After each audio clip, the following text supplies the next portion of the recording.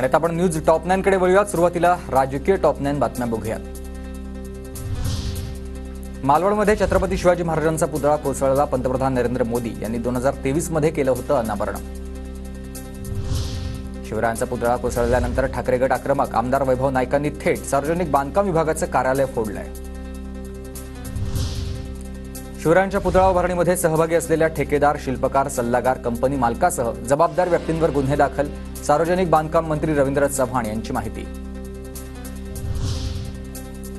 सोसाट्याच्या वारामुळे पुतळ्याचं नुकसान। आज नेव्हीनं अधिकारी पाहणी करणार आहेत आणि लवकरात लवकर शिवरायांच्या पुतळ्याची नव्यानं उभारणी करू, मुख्यमंत्री शिंदेंचं आश्वासन।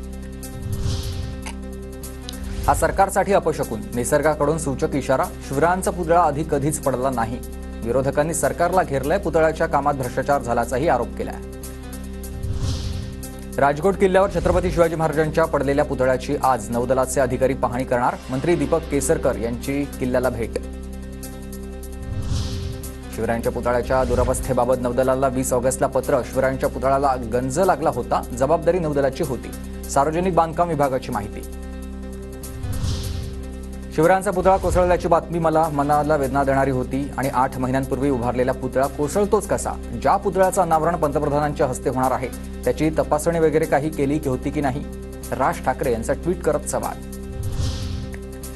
शिवरायांचा पुतळा उभारणारा कंत्राटदार ठाण्यातील निकृष्ट काम करणाऱ्या ठेकेदारांची आणि संबंधित अधिकाऱ्यांची निष्पक्ष चौकशी व्हावी। खासदार सुप्रिया सुळेंसह अमोल कोल्हे यांची मागणी।